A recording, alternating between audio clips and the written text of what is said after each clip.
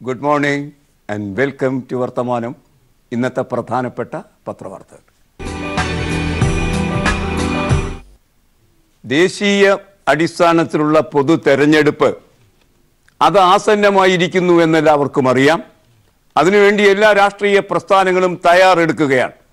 ഒരുപക്ഷെ ഇന്ത്യയെ സംബന്ധിച്ചിടത്തോളം വിധി നിർണായകമായിരിക്കും ഈ തെരഞ്ഞെടുപ്പ്. ഇതൊക്കെ നമുക്കറിയാവുന്ന കാര്യങ്ങളാണ്. പക്ഷേ എന്നാണ് അത് വരാൻ പോകുന്നത്? അതേ സംബന്ധിച്ച് ഏകദേശ ധാരണയുണ്ടാക്കാൻ നമുക്കിപ്പോഴെങ്കിലും കഴിയുമോ? ആ കാര്യത്തിനകത്ത് ദി ന്യൂ ഇന്ത്യൻ എക്സ്പ്രസ് ദിവസങ്ങൾക്ക് മുമ്പ് തന്നെ ഏപ്രിൽ ആദ്യ വാരത്തിൽ തെരഞ്ഞെടുപ്പ് ആരംഭിക്കും എന്ന ഒരു അനുമാനം നിരീക്ഷണം പറയുകയുണ്ടായി. ഇന്ന് കുറെ കൂടി മെച്ചപ്പെട്ട ഒരു നിലപാട് ആ കാര്യത്തിൽ നമുക്ക് ലഭിക്കുന്നു. എന്നാണ് തെരഞ്ഞെടുപ്പ് ആരംഭിക്കുന്നത്, എപ്പോഴാണ് അത് അവസാനിക്കാൻ പോകുന്നത് തുടങ്ങിയ കാര്യങ്ങൾ, എപ്പോഴാണ് അത് പ്രഖ്യാപിക്കപ്പെടുക തുടങ്ങിയ കാര്യങ്ങളിൽ കുറെ കൂടി വ്യക്തത കൈവരുന്ന ഒരു വാർത്ത ദേശാഭിമാനി അതിൻ്റെ ഒന്നാം പുറം ആദ്യ വാർത്തയായി തരുന്നു. കാണുക, ഒരുക്കം തുടങ്ങാൻ കത്ത്. ലോക്സഭാ തെരഞ്ഞെടുപ്പ് ഏപ്രിൽ മെയ് മാസത്തിൽ. ആ കാര്യത്തിൽ ഒരു കത്ത് ചീഫ് സെക്രട്ടറിക്ക് ലഭിച്ചിട്ടുണ്ട്. താരതമ്യേന മെച്ചപ്പെട്ട ഒരു തെളിവ് അക്കാര്യത്തിൽ മുന്നോട്ട് വയ്ക്കുന്നു ദേശാഭിമാനി. തികച്ചും അനുമാനം മാത്രമല്ല. ലോക്സഭാ തെരഞ്ഞെടുപ്പിന് തയ്യാറെടുപ്പ് ആരംഭിക്കാൻ സംസ്ഥാന ചീഫ് സെക്രട്ടറിമാർക്ക് കേന്ദ്ര തെരഞ്ഞെടുപ്പ് കമ്മീഷന്റെ കത്ത്. ലോക്സഭാ തെരഞ്ഞെടുപ്പിനൊപ്പം ആന്ധ്രാപ്രദേശ്, അരുണാചൽ, ഒഡീഷ, സിക്കിം സംസ്ഥാനങ്ങളിലേക്കുള്ള നിയമസഭാ തെരഞ്ഞെടുപ്പും നടക്കും. നിലവിൽ ഗവർണർ ഭരണത്തിലുള്ള ജമ്മു കാശ്മീർ ഇപ്പോൾ നിയമസഭാ തെരഞ്ഞെടുപ്പ് നടക്കില്ല. കാശ്മീരിൽ 6 മാസത്തെ ഗവർണർ ഭരണം മെയ് 21 അവസാനിക്കും. നിയമസഭാ തെരഞ്ഞെടുപ്പ് നടക്കില്ലെന്ന് ഉറപ്പായ സാഹചര്യത്തിൽ കാശ്മീരിൽ ഗവർണർ ഭരണം നീട്ടുകയും ചെയ്യും. അതായത് ഏപ്രിലിൽ ആരംഭിച്ച് മെയ്യിൽ അവസാനിക്കുന്ന രീതിയിലാണ് തെരഞ്ഞെടുപ്പ് ഷെഡ്യൂൾ ചെയ്യപ്പെടാൻ പോകുന്നത്. നിയോഗിക്കപ്പെടുന്ന ഉദ്യോഗസ്ഥരുടെ സ്ഥലം മാറ്റം ഫെബ്രുവരി 28 പൂർത്തീകരിക്കണം. മാർച്ച് ആദ്യ വാരം തെരഞ്ഞെടുപ്പ് പ്രഖ്യാപിക്കും എന്നാണ് അനുമാനം. മാർച്ച് ആദ്യ വാരമെന്ന് പറയുമ്പം ഇനി ചുരുക്കം ദിവസങ്ങളേയുള്ളൂ. ഇപ്പോൾ നമുക്കറിയാവുന്നത് മാതിരി ജനുവരി അവസാന വാരമാണ്. ഇനി 1 മാസവും 1 വാരവും കഴിഞ്ഞാൽ തെരഞ്ഞെടുപ്പ് പ്രഖ്യാപനം വരും. ഏപ്രിൽ തെരഞ്ഞെടുപ്പ് തുടരും മെയ് വരെ. അതാണ് ദേശാഭിമാനി ഇന്ന് നമുക്ക് തരുന്ന കേവലം നിഗമനമോ അനുമാനമോ അല്ല, ചില തെളിവുകൾ വെച്ചുകൊണ്ട് തന്നെ തെരഞ്ഞെടുപ്പ് ഏപ്രിൽ മെയ് മാസത്തിൽ നടക്കുമെന്നും മാർച്ച് ആദ്യ വാരം അതിൻ്റെ അനൗൺസ്മെന്റ് ഉണ്ടാകുമെന്നും ഒക്കെയാണ് പറയുന്നത്. ഫെബ്രുവരി മാത്രമാണ് ഇനി എന്തെങ്കിലുമൊക്കെ പ്രഖ്യാപിക്കാനുള്ള അവസരം എന്നും നമുക്ക് തിരിച്ചറിയാനാകുന്നു ഈ വാർത്തയുടെ പശ്ചാത്തലത്തിൽ. ദേശാഭിമാനിയുടെ ലീഡ് വാർത്ത ഇന്ന് തെരഞ്ഞെടുപ്പുമായി നേരിട്ട് ബന്ധപ്പെടുന്ന ഒരു വാർത്തയാണ്. മോദി പ്രഭാവം അസ്തമിച്ച് വറ്റി വരണ്ടു കഴിഞ്ഞിരിക്കുന്നു. 5 സംസ്ഥാനങ്ങളിലെ തെരഞ്ഞെടുപ്പ് നടന്നപ്പോൾ മോദി പ്രഭാവത്തിന് യാതൊരു സ്ഥാനവുമില്ല എന്ന് തെളിയിക്കപ്പെട്ട് കഴിഞ്ഞിരിക്കുന്നു. ആ സാഹചര്യത്തിൽ തെരഞ്ഞെടുപ്പ് ആസന്നമാകുമ്പോൾ വെപ്രാളത്തോടെ തത്രപ്പെട്ട് ധാരാളം യാത്ര ചെയ്യുകയാണ് ഇന്ത്യയിൽ നരേന്ദ്രമോദി. കേരളത്തിൽ 2 ആഴ്ചയ്ക്കുള്ളിൽ 2 തവണ വന്നുപോയി. ദയവ് ചെയ്ത് ഇങ്ങോട്ട് വരരുതേ അങ്ങ് എന്ന് പ്രാർത്ഥിക്കുന്ന അവസ്ഥയിലേക്ക് ഇവിടെ പ്രതിപക്ഷം എത്തിച്ചേരുക പോലും ചെയ്തിരിക്കുന്നു. അങ്ങനെ ഒരു അവസ്ഥയാണ് സൃഷ്ടിക്കപ്പെടുന്നത്.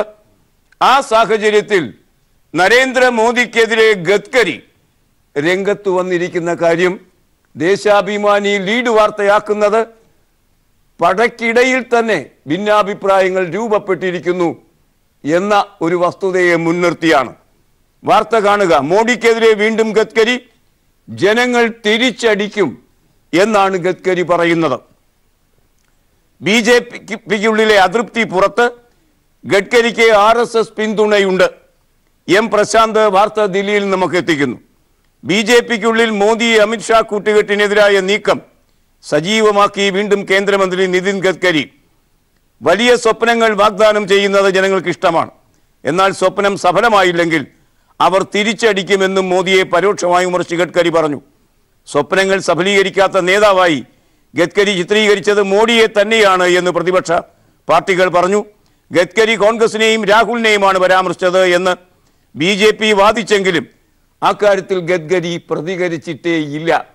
അതായത് അദ്ദേഹത്തിന് തന്നെ അങ്ങ് പറഞ്ഞാൽ മതി, ഞാൻ ഉദ്ദേശിച്ചത് കോൺഗ്രസിനെയാണ് എന്ന്. അത് പറയാത്തപ്പോൾ കൃത്യമായും അദ്ദേഹം ലക്ഷ്യം വയ്ക്കുന്നത് ഭംഗ്യന്തരേണ ലക്ഷ്യം വയ്ക്കുന്നത് സാക്ഷാൽ മോദിയെ തന്നെയാണ്. പ്രതിച്ഛായാ നഷ്ടം സംഭവിച്ച നേതാവ് മോദി ഈ തരം പ്രവർത്തനങ്ങളിലൂടെ കൂടുതൽ അസ്തമയത്തിലേക്ക് സഞ്ചരിക്കുകയാണ് എന്ന് പറയേണ്ടി വരും. ഇന്ന് പത്രലോകം തരുന്ന പരമപ്രധാനമായ വാർത്ത രാഹുൽ ഗാന്ധിയുടെ ഒരു പ്രഖ്യാപനമാണ്. 5 സംസ്ഥാനങ്ങളിൽ നടന്ന തെരഞ്ഞെടുപ്പുകളിൽ BJP പരാജയപ്പെടുകയും കോൺഗ്രസ് ജയിക്കുകയും ചെയ്തു. രാജസ്ഥാൻ MP, ഛത്തീസ്ഗഡ് എന്നിവിടങ്ങളിൽ കോൺഗ്രസ് ജയിച്ചു.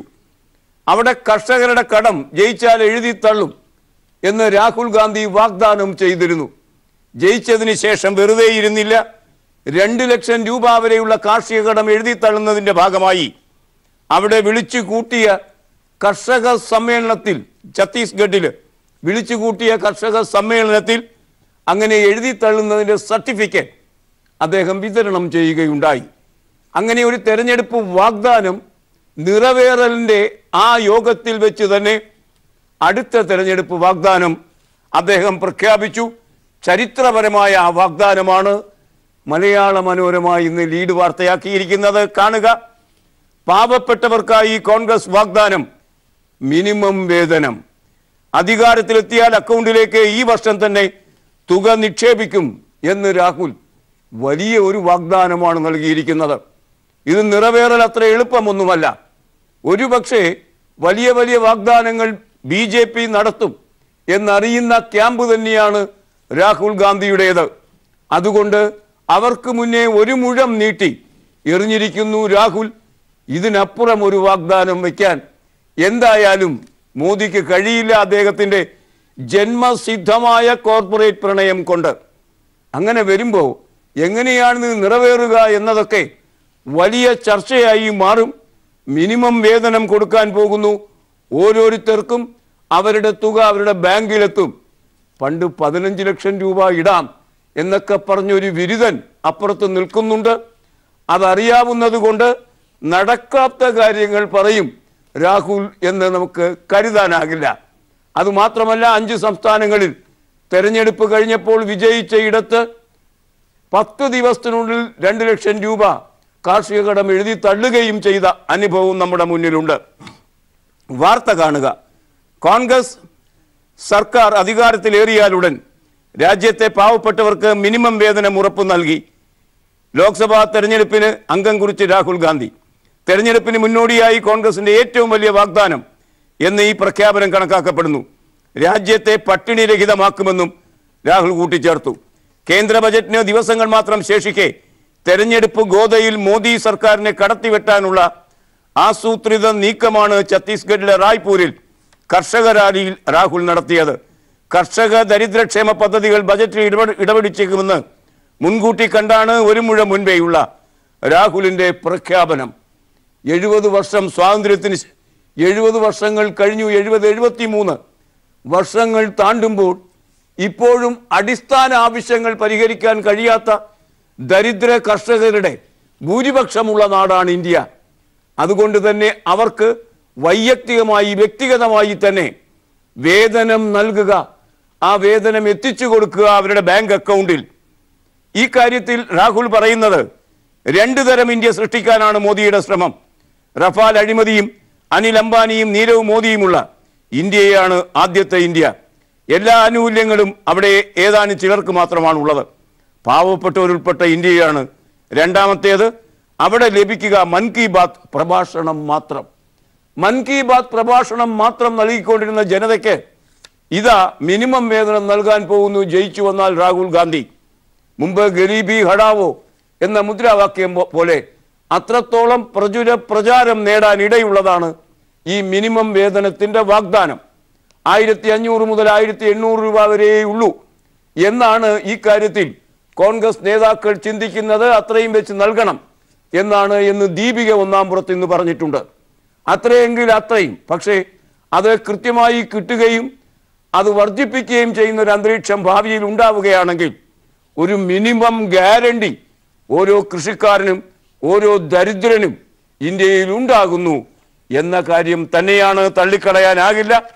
ഇതൊരു വലിയ പ്രഖ്യാപനം തന്നെയാണ്. എത്രത്തോളം അത് സഫലമാകുമെന്നൊക്കെ കാത്തിരുന്ന് നമുക്ക് കാണാം.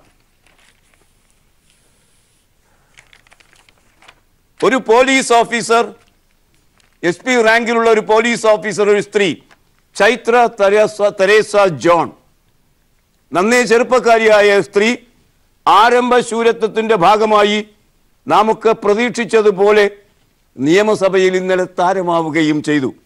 വലിയ വാർത്തകളാണ് അവരെ ചുറ്റിപ്പറ്റി പത്രങ്ങളും തന്നിരിക്കുന്നത്. ഇന്ന് മാതൃഭൂമി ആ വാർത്ത ഒന്നാമത്തെ വാർത്തയാക്കിയിരിക്കുന്നു. എന്ത് പ്രസക്തിയാണ് ഇത്തരം, എന്ത് പത്രമാണിത്? നോക്കൂ, രാഹുലിന്റെ പ്രഖ്യാപനം ഒന്നാം പേജിൽ രണ്ടാം വാർത്തയാക്കിയിരിക്കുന്ന മാതൃഭൂമി കാണുക. ചൈത്രയെ തള്ളി മുഖ്യമന്ത്രി. എന്ത് ചൈത്ര? ഈ നിലയ്ക്കൊക്കെയാണ് വാർത്തകൾ പ്രസന്റ് ചെയ്യുന്നത്. ഇതിനൊക്കെ എന്ത് അർത്ഥമാണുള്ളത് എന്ന് ആ ഡെസ്കിലുള്ളവർക്ക് പോലും അറിയാൻ കഴിയണമെന്നില്ല. ശരിക്കും പറഞ്ഞാൽ ജേർണലിസ്റ്റിലെ നിരക്ഷരത, പത്രപ്രവർത്തനത്തിലെ ഏറ്റവും വലിയ നിരക്ഷരത, ഇല്ലിറ്ററസി വെളിവാക്കുന്ന ഒരു പ്രകാശന രീതിയാണ് മാതൃഭൂമി ഇന്ന് ആവിഷ്കരിച്ചിരിക്കുന്നത് എന്ന് പറയാതെ വയ്യ. ചൈത്രയെ തള്ളി മുഖ്യമന്ത്രി. CPM നേതാക്കളുടെ പരാതി ഗൗരവമായി കാണും. വാർത്ത കാണുക. പോലീസ് സ്റ്റേഷൻ ആക്രമണ കേസിലെ പ്രതികളെ തേടി CPM തിരുവനന്തപുരം ജില്ലാ കമ്മിറ്റി ഓഫീസിൽ പരിശോധന നടത്തിയ SP ചൈത്ര തെരേസ ജോണിനെതിരെ മുഖ്യമന്ത്രി പിണറായി വിജയൻ. നമ്മുടെ നാട്ടിൽ രാഷ്ട്രീയ പാർട്ടികളുടെ ഓഫീസുകളിൽ സാധാരണ രീതിയിൽ ഇത്തരം പരിശോധന നടത്താറില്ല. അതിൽ നിന്ന് വ്യത്യസ്തമായ സമീപനം ആരുടെ ഭാഗത്ത് ഉണ്ടായാലും യുക്തമായ നടപടി സ്വീകരിക്കും. ജനാധിപത്യ സമൂഹത്തിന്റെ ആധാരശിലകളിൽ ഒന്നാണ് രാഷ്ട്രീയ പാർട്ടി ഓഫീസുകൾ. CPM ഓഫീസിലെ പരിശോധനയെയും ഇത്തരത്തിലാണ് സർക്കാർ കാണുന്നത്. അതാണ് മുഖ്യമന്ത്രിയുടെ നിലപാട്. ആ കാര്യത്തിൽ ജനകീയമായിരിക്കുന്നത്, താരതമ്യേന ജനകീയമായിരിക്കുന്നത് പോലീസ് സ്റ്റേഷനുകളെക്കാൾ പാർട്ടി ഓഫീസുകളാണ്. കൂടുതൽ ജനകീയമായിരിക്കുന്ന സ്ഥലങ്ങൾ കൂടുതൽ പ്രൊട്ടക്ഷൻ അർഹിക്കുന്നുണ്ട്. അതുകൊണ്ട് തന്നെ പോലീസിലെ പോലീസുകാർക്ക് തന്നെ ഇത്തരം പാർട്ടി ഓഫീസുകളിൽ നിരങ്ങി നടക്കുന്ന അവസ്ഥ സൃഷ്ടിക്കപ്പെട്ടുകൂടാ ഒരു ജനാധിപത്യ ക്രമത്തിൽ. അതാണ് മുഖ്യമന്ത്രി പറഞ്ഞത്. ചൈത്രയുടെ നടപടി തെറ്റല്ല, ADGP പറയുന്നു. അദ്ദേഹം അന്വേഷിച്ച് റിപ്പോർട്ട് സമർപ്പിച്ചിരിക്കുന്നു. അത് ഇങ്ങനെയാണ് ആ റിപ്പോർട്ട് വരുന്നത്. SP ചൈത്ര തെരേസ ജോണിന്റെ നടപടിയിൽ നിയമപരമായി തെറ്റില്ല എന്ന് കാട്ടി ADGPയുടെ റിപ്പോർട്ട്.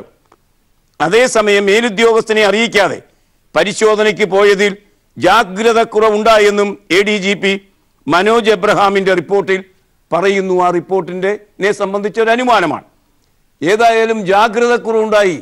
എന്താണ് ആ ജാഗ്രത കുറവ്? SP-യുടെ മേലുദ്യോഗസ്ഥനായ ആരെങ്കിലും IG-യോ ആ നിലയ്ക്ക് ADGP-യോ അവരെ അറിയിക്കാതെ പോയി എന്നതാണ് ജാഗ്രത കുറവ്. അത് ഗൗരവതരമായൊരു പിഴവ് തന്നെയാണ്. മുഖ്യമന്ത്രി പറയുന്നത് മാതിരി ബഹുജന സമ്പർക്കങ്ങൾ താരതമ്യേന കൂടുതലുള്ള പാർട്ടി ഓഫീസുകളിൽ കടന്നു കയറുമ്പോൾ ആ നിലയ്ക്കുള്ള ജാഗ്രത പാലിക്കുക തന്നെ വേണം. അതേ സംബന്ധിച്ച് വളരെ സ്തുത്യർഹമായ രീതിയിൽ ബാലൻസ് ചെയ്തിരിക്കുന്ന ഒരു അഭിപ്രായം മുൻ അഡീഷണൽ ചീഫ് സെക്രട്ടറി ബാബു പോളിന്റെ ഒരു അഭിപ്രായം കൂടി മാതൃഭൂമി കൊടുത്തിരിക്കുന്നു. കാണുക. DCP-യുടെ നടപടി അവിവേകം. പ്രതിയെ തേടി CPM ജില്ലാ കമ്മിറ്റി ഓഫീസിൽ തിരച്ചിൽ നടത്തിയ DCP-യുടെ പ്രവൃത്തി തെറ്റല്ല, പക്ഷേ അവിവേകമായി പോയി. അവർക്ക് കിട്ടിയ വിവരത്തെ ആശ്രയിച്ചാണ് ഇതിലെ ശരിയും തെറ്റും വിലയിരുത്തേണ്ടത്. ഒരു കൊലക്കേസ് പ്രതി CPM സംസ്ഥാന സെക്രട്ടറി കോടിയേരി ബാലകൃഷ്ണന്റെ മുറിയിലോ KPCC പ്രസിഡന്റ് മുല്ലപ്പള്ളി രാമേന്ദ്രന്റെ മുറിയിലോ ഉണ്ടെങ്കിൽ തിരച്ചിൽ നടത്തി പിടിക്കുക തന്നെ വേണം. CPM ജില്ലാ കമ്മിറ്റി ഓഫീസിന് മുഖ്യമന്ത്രിയുടെ പാർട്ടിയുടെ ഓഫീസ് എന്ന പ്രത്യേക പരിഗണന നൽകേണ്ട. എന്നാൽ സംസ്ഥാനത്തെ ഏറ്റവും വലിയ പാർട്ടിയുടെ ജില്ലാ ഓഫീസാകുമ്പോൾ അതിൻ്റെ രാഷ്ട്രീയ പ്രാധാന്യം മനസ്സിലാക്കണം. അവരുടെ മേലധികാരികളായ സിറ്റി പോലീസ് കമ്മീഷണറോടോ IG-യോടോ ഇക്കാര്യം ചർച്ച ചെയ്യേണ്ടിയിരുന്നു. താൻ ഒഴികെ ആരറിഞ്ഞാലും വിവരം ചോരും എന്ന് കരുതരുത്. അങ്ങനെ കരുതുന്നവർ ദുർബലരായ ആളുകളാണ്. താൻ മാത്രമാണ് ശരി, തനിക്ക് മാത്രമാണ് രഹസ്യം സൂക്ഷിക്കാനുള്ള കഴിവ്, നന്നേ കൊലുന്നനെയുള്ള ആ സ്ത്രീ അങ്ങനെയൊക്കെ വിചാരിച്ചുവെങ്കിൽ അതൊരു ആരംഭ ശൂരത്വവും അവിവേകവും തന്നെയാണ്. ജാഗ്രതാ കുറവ് ഇവിടെയാണ് സംഭവിച്ചത്. അത് തന്നെയാണ് അക്കാര്യത്തിൽ തെറ്റ് എന്ന് പറയുന്നതും. അതുകൊണ്ട് പ്രതിപക്ഷ നേതാക്കൾ എത്രയൊക്കെ ആ കാര്യത്തിൽ അവരെ സംരക്ഷിക്കാൻ തുനിഞ്ഞുകൊള്ളട്ടെ, അതത്ര മെച്ചപ്പെട്ടൊരു നിലപാടായിരിക്കുകയില്ല. ഇനി എങ്ങനെയാണ് ആ ജില്ലാ കമ്മിറ്റി ഓഫീസിൽ ഈ സ്ത്രീ പെരുമാറിയത്, അതേ സംബന്ധിച്ച് ഡിവൈഎഫ്ഐ നേതാവ് റഹീം പറയുന്നു. ഉദ്യോഗസ്ഥയെ താരമാക്കാൻ നുണപ്രചാരണം ഡിവൈഎഫ്ഐ. അത് ദേശാഭിമാനിയിലാണ് വന്നിരിക്കുന്നത്. പത്രസമ്മേളനമാണ് നടത്തിയിരിക്കുന്നത്. പത്രസമ്മേളനത്തിൽ പറയുന്നത് കാണുക. 6 മിനിറ്റ് മാത്രമാണ് അവർ പാർട്ടി ഓഫീസിൽ പരിശോധന നടത്തിയത്. വരികയും മടങ്ങുകയും ചെയ്യുന്ന CCTV ദൃശ്യങ്ങൾ തെളിവായുണ്ട്. 6 മിനിറ്റാണ്. അടച്ചിട്ട മുറികൾ തുറന്ന് പരിശോധന നടത്തണമെങ്കിൽ കുറഞ്ഞത് 1 മണിക്കൂറെങ്കിലും വേണം. പരിശോധനയ്ക്ക് മുതിരാതെ പരിശോധന നടത്തിയെന്ന് വരുത്തി തീർക്കുകയായിരുന്നു. എന്നാൽ പിറ്റേന്ന് മാധ്യമങ്ങളിൽ റെയ്ഡ് വാർത്ത പ്രചരിപ്പിച്ച് അപസർപ്പക നോവലുകളെ വെല്ലും വിധത്തിൽ നാടകീയമായി അവർ പെരുമാറി. അതാണ് അതിൻ്റെ പുറകിലുള്ള ഒരു ട്രിക്ക്. 6 മിനിറ്റ് കൊണ്ടാണ്, 6 മിനിറ്റാണ് ഓഫീസിൻ്റെ പരിസരത്ത്, ഓഫീസിൽ തന്നെ അവർ ഉണ്ടായിരുന്നത്. നേരെ റിസപ്ഷനിൽ പോയി അവിടെ അണിനിരന്നിരിക്കില്ലല്ലോ. പിടികിട്ടേണ്ട ക്രിമിനലുകൾ അങ്ങനെ ഉണ്ടെങ്കിൽ അടച്ചിട്ട മുറികളുണ്ട്, അതിൻ്റെ ആളുകളെ വിളിച്ചു വരുത്തി താക്കോലെടുത്ത് തുറന്നു പരിശോധിക്കണം. യഥാർത്ഥത്തിൽ അവിടെ ആളുകൾ ഉണ്ട് എന്ന് സ്ത്രീ ആത്മാർത്ഥമായി വിശ്വസിക്കുന്നുണ്ട് എങ്കിൽ അതായിരുന്നു ചെയ്യേണ്ടത്. അത് ചെയ്തതേയില്ല. 6 മിനിറ്റ് കൊണ്ട് പ്രതിയെ പിടിക്കാനൊന്നും കഴിയില്ല എന്നറിയാവുന്ന ഈ സ്ത്രീ എന്തിന് അവിടെ പോയി നാടകം കളിച്ചു? കൃത്യമായി അതാണ് ഡിവൈഎഫ്ഐ പറയുന്നത്. വളരെ പെട്ടെന്ന് അസ്തമിക്കാൻ പോകുന്നില്ല ഈ വാർത്ത. അതുകൊണ്ടും തീർന്നില്ല. ഈ പുതിയ പോലീസ് ഓഫീസറുടെ കളികളുടെ ഒരു അണിയറ രഹസ്യം കാണുക. അവർ പറഞ്ഞതെന്താ? കോടതിയിൽ എഴുതി കൊടുത്തതെന്താ? പറയുകയല്ലോ, കോടതിയിൽ എഴുതി കൊടുത്തു. പിടികിട്ടേണ്ട ആളിൻ്റെ വീട്ടിൽ പോയി അന്വേഷിച്ചപ്പോൾ ആ വീട്ടിലെ ഭാര്യയോ അമ്മയോ മറ്റോ പറയുന്നു, അവർ ഫോൺ ചെയ്തപ്പോൾ പാർട്ടി ഓഫീസിലുണ്ട് എന്ന് പറഞ്ഞു. അതനുസരിച്ചാണ് പാർട്ടി ഓഫീസിലേക്ക് വെച്ച് പിടിച്ചത്. അതാണ് അവർ പറഞ്ഞിരിക്കുന്നത്. നമുക്ക് നോക്കാം. അതേ സംബന്ധിച്ച് പുതിയ വിവരം കേരള കൗമുദി 1-ാം പുറത്ത് തരുന്നുണ്ട്. കൗതുകകരമാണ് ആ വിവരം. ഈ ആയമ്മ പറഞ്ഞത് കള്ളമാണ്, കോടതിയിൽ എഴുതി കൊടുത്തിരിക്കുകയാണ്. അങ്ങനെ വരുമ്പം അപായങ്ങളിലേക്കാണ് അവർ സഞ്ചരിക്കാൻ പോകുന്നത്. അപായങ്ങളിൽ നിന്ന് അപായങ്ങളിലേക്ക് കേരള കൗമുദി തരുന്ന ആ സവിശേഷ വിവരമുണ്ടല്ലോ, ആ വിവരത്തിന്റെ വിശദാംശങ്ങളിലേക്ക് നമുക്ക് പോകാം ഒരു ചെറിയ പരസ്യ ഇടവേളയ്ക്ക് ശേഷം. റെയ്ഡിന്റെ വാർത്ത വിവാദമായപ്പോൾ ചൈത്ര പറഞ്ഞത് ഇങ്ങനെയാണ്. അവർ പറഞ്ഞു, സ്പെഷ്യൽ ബ്രാഞ്ചിന്റെ നിഗമനം വന്നിരിക്കുന്നു, അവിടെ പ്രതികൾ ഒളിച്ചിരിക്കുന്നു എന്ന് ജില്ലാ കമ്മിറ്റി ഓഫീസിൽ. സ്പെഷ്യൽ ബ്രാഞ്ച് അങ്ങനെ ഇൻഫോം ചെയ്തു, അതനുസരിച്ചായിരുന്നു റെയ്ഡ് എന്നാണ്. അപ്പോൾ സംശയിക്കാം, ഉറപ്പായി സംശയിക്കാം. പക്ഷേ അതേ സംബന്ധിച്ച് സ്പെഷ്യൽ ബ്രാഞ്ച് അങ്ങനെ പറഞ്ഞതായി രേഖയില്ല. രേഖയില്ലാത്തൊരു കാര്യമാണ് ഈ സ്ത്രീ പറഞ്ഞിരിക്കുന്നത്. ആ സമയത്ത് റെയ്ഡെല്ലാം കഴിഞ്ഞ് കോടതിയിൽ അവർ റിപ്പോർട്ട് കൊടുത്തു. ആ റിപ്പോർട്ടിൽ പറഞ്ഞതെന്ത് കാണുക. പ്രതികളിൽ ഒരാളുടെ ഭാര്യയെ കൊണ്ട് ഫോൺ വിളിപ്പിച്ചപ്പോൾ താൻ ജില്ലാ കമ്മിറ്റി ഓഫീസിലുണ്ടെന്ന് പ്രതി പറഞ്ഞെന്നും ഇത് പ്രകാരമാണ് റെയ്ഡെന്നും ചൈത്ര വിശദീകരിച്ചു. അങ്ങനെ അവിടെ പോയി വീട് റെയ്ഡ് ചെയ്തപ്പോൾ വീട്ടിൽ ഭാര്യയെ കൊണ്ട് ഫോൺ ചെയ്യിച്ചു. ഫോൺ ചെയ്യിച്ചപ്പോൾ ജില്ലാ കമ്മിറ്റി ഓഫീസിലാണ് താൻ എന്നറിഞ്ഞതിൻ്റെ ഭാഗമായാണ് കമ്മിറ്റി ഓഫീസ് റെയ്ഡ് ചെയ്തത്. കോടതിയിൽ എഴുതി കൊടുത്തിരിക്കുകയാണ് ഇവർ. എന്നാൽ ഭർത്താവ് ജില്ലാ കമ്മിറ്റി ഓഫീസിലുണ്ടെന്ന് താൻ പറഞ്ഞിട്ടില്ലെന്ന് ചൂണ്ടിക്കാട്ടി പ്രതിയുടെ ഭാര്യ മുഖ്യമന്ത്രിക്ക് പരാതി നൽകി.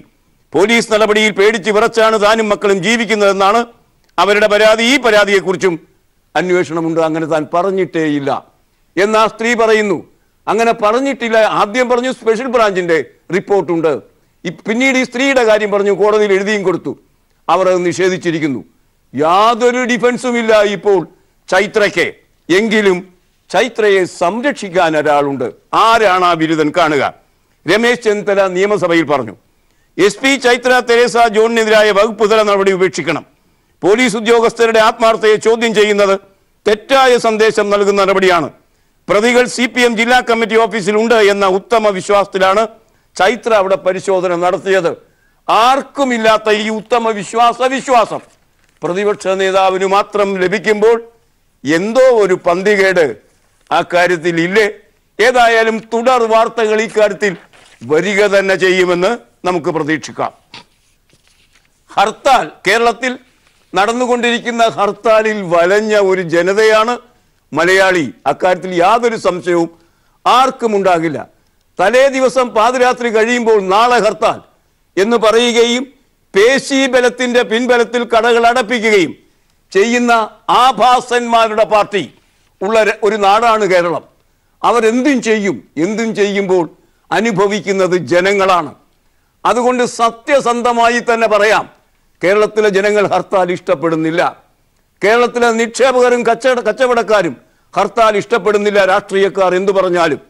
അതുകൊണ്ട് തന്നെ അതേ സംബന്ധിച്ച പരിശോധന, പുനഃപരിശോധന, പുനർചിന്തനം ആവിഷ്കരിക്കപ്പെട്ടിരിക്കുന്നു. മുഖ്യമന്ത്രി തന്നെ അതിന് മുൻകൈ എടുത്തിരിക്കുന്നു. നല്ല കാര്യം. സിറാജ് എന്ന പത്രം അത് ആദ്യ വാർത്തയാക്കിയിരിക്കുന്നത് കാണുക.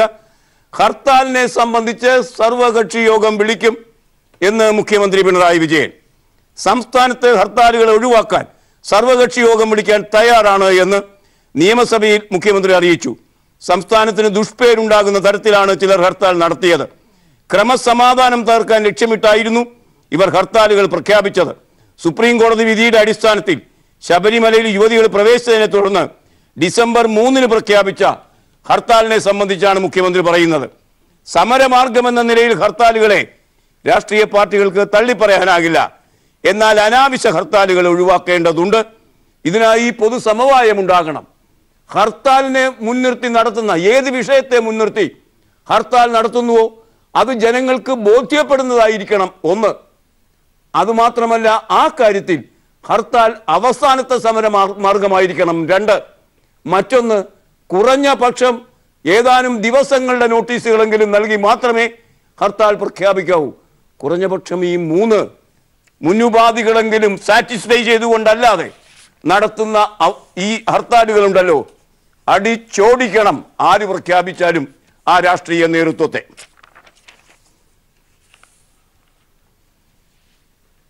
മുഖ്യനെതിരെ കർണാടകയിൽ ഒരു MLA, കോൺഗ്രസ് MLAമാർ ബഹളം വെച്ചു. ബഹളം വയ്ക്കുക എന്നല്ല, കോൺഗ്രസ്സുകാർ പറയുന്നു ഞങ്ങളുടെ മുഖ്യമന്ത്രി കുമാരസ്വാമി അല്ല, അത് മറ്റൊരാളാണ് എന്ന് പറഞ്ഞതിൽ മനമെടുത്ത് കുമാരസ്വാമി എന്ന മുഖ്യമന്ത്രി രാജ്യഭീഷണി മുഴക്കിയ വാർത്ത സത്യത്തിൽ അവിടെയുള്ള മുന്നണിക്കകത്ത് നടക്കുന്ന ഇത്തരം സംഭവങ്ങൾ അപഹാസ്യമായിരിക്കുന്നു. മംഗളം 1-ാം പേജിലെ വാർത്ത കാണുക. മുഖ്യമന്ത്രിക്കെതിരെ കോൺഗ്രസ് MLA രാജ്യഭീഷണി മുഴക്കി കുമാരസ്വാമി. കർണാടകയിലെ ഭരണസഖ്യത്തിൽ വീണ്ടും കലാപം. രാജ്യഭീഷണി മുഴക്കി മുഖ്യമന്ത്രി HD കുമാരസ്വാമി. സിദ്ധാരാമയ്യ വീണ്ടും മുഖ്യമന്ത്രിയാക്കണമെന്ന കോൺഗ്രസ് MLAയുടെ അഭിപ്രായ പ്രകടനത്തിന് പിന്നാലെയാണ് കുമാരസ്വാമി നിലപാട് വ്യക്തമാക്കിയത്. നിങ്ങൾക്ക് വേണ്ട എങ്കിൽ ഞാൻ രാജിവെക്കാൻ തയ്യാറാണ്. നിങ്ങളുടെ നിരുത്തരവാദപരമായ ഇത്തരം പ്രസ്താവങ്ങൾ എല്ലാ പരിധിയും ലംഘിക്കുന്നു എന്ന് പറഞ്ഞാണ് രാജി അദ്ദേഹം സമർപ്പിക്കാൻ പോയത്. ഏതായാലും പ്രസ്താവന നടത്തിയ MLAക്കെതിരെ നടപടി വരുന്നു എന്നും വാർത്തയുണ്ട്. ബാബറി ഭൂമിക്ക് സമ്മർദ്ദം മുറുക്കി കേന്ദ്രം. കേന്ദ്രത്തിനൊരു നിയമമന്ത്രിയുണ്ട്, രവിശങ്കർ പ്രസാദ്. അദ്ദേഹം സുപ്രീം കോടതിയോട് പറയുന്നു, എന്തൊരു വിവരക്കേടാണ് ഈ നിയമമന്ത്രിക്ക്. കാണുക. ചീഫ് ജസ്റ്റിസ് അധ്യക്ഷനായ സുപ്രീം കോടതി ബെഞ്ചിന് മേലുള്ള സമ്മർദ്ദം ശക്തമാക്കി ബാബറി ഭൂമി കേസിൽ ഉടൻ വിധി പറയണമെന്ന് കേന്ദ്ര സർക്കാർ ആവശ്യപ്പെട്ടു. 5-അംഗ ബെഞ്ചിലെ ഒരു ജഡ്ജിയുടെ അഭാവത്തിൽ ബാബറി ഭൂമി കേസിൽ ചൊവ്വാഴ്ച തുടങ്ങാനിരുന്ന വാദം കേൾക്കൽ നടക്കില്ല എന്ന വാർത്തയോട് പ്രതികരിച്ച് കേന്ദ്ര നിയമമന്ത്രി രവിശങ്കർ പ്രസാദ് വളരെ പെട്ടെന്ന് അക്കാര്യത്തിൽ തീരുമാനമെടുക്കണമെന്ന് സുപ്രീം കോടതിയോട് ആവശ്യപ്പെട്ടിരിക്കുന്നു. ഹസനുൽ ബെന്നയാണ് മാധ്യമത്തിലെ 1-ാം പേജ് വാർത്തയാക്കി അത് നമുക്ക് തരുന്നത്. ഇന്ന് രാഹുൽ ഗാന്ധി കേരളത്തിലെത്തുന്നു. തെരഞ്ഞെടുപ്പ് പ്രചരണവുമായി ബന്ധിപ്പിച്ച് ആ വാർത്തയും പത്രങ്ങൾ തന്നിരിക്കുന്നു. ഇനി ഇന്നത്തെ മുഖലേഖനങ്ങൾ. തെരഞ്ഞെടുപ്പ് ഇതാ വഴിത്തിരിവിലെത്തിക്കഴിഞ്ഞിരിക്കുന്നു. ഈ തെരഞ്ഞെടുപ്പിൽ ഇലക്ട്രോണിക് വോട്ടിംഗ് മെഷീൻ, അതിൽ ഹാക്കിംഗ് സാധ്യമാണോ, തിരിമറി സാധ്യമാണോ? മാതൃഭൂമി അതേ സംബന്ധിച്ച് ഒരു ചർച്ച ആരംഭിച്ചിരിക്കുന്നു. വോട്ടിംഗ് യന്ത്രം എത്ര സാധ്യമാണ് ഹാക്കിംഗ്? അതിൻ്റെ ഒരു പ്രധാനി ഡോക്ടർ സുനിൽ തോമസ് തോണിക്കുഴിയിൽ അതേ സംബന്ധിച്ച് പറയുന്നത് ഇങ്ങനെയാണ്. ഒട്ടേറെ രീതികൾ ഈ യന്ത്രം ഹാക്ക് ചെയ്യാനുള്ള സാധ്യതകൾ പലരും പറയുന്നുണ്ടെങ്കിലും യന്ത്രത്തിന്റെ ഡിസൈൻ സമയത്ത് ഇതിനുള്ള സാധ്യത തുറന്നു വെച്ചിട്ടില്ല എന്ന് നമുക്ക് വിശ്വസിക്കാം.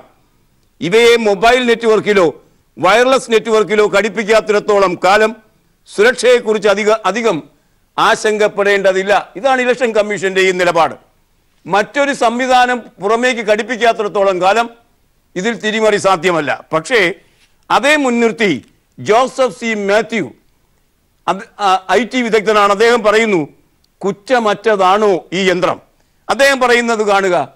നേരത്തെ സുനിൽ തോമസ് പറഞ്ഞതുമാതിരി സുരക്ഷിതമല്ലാതെ അദ്ദേഹം പറയുന്നു, വാദത്തിനു വേണ്ടി പുറമേ നിന്നുള്ള നുഴഞ്ഞുകയറ്റം അസാധ്യമാണ് എന്ന് തന്നെ കരുതുക. അപ്പോഴും ഇത് സുരക്ഷിതമല്ല. ഈ വോട്ടിംഗ് യന്ത്രത്തിലെ നിർദ്ദേശങ്ങൾ അടങ്ങുന്ന കമ്പ്യൂട്ടർ പ്രോഗ്രാം മൈക്രോ കൺട്രോളർ എന്ന ചിപ്പിൽ എഴുതി ചേർത്തിരിക്കുകയാണ്. ഈ പ്രക്രിയയെ ബേൺ എന്നാണ് പറയുക.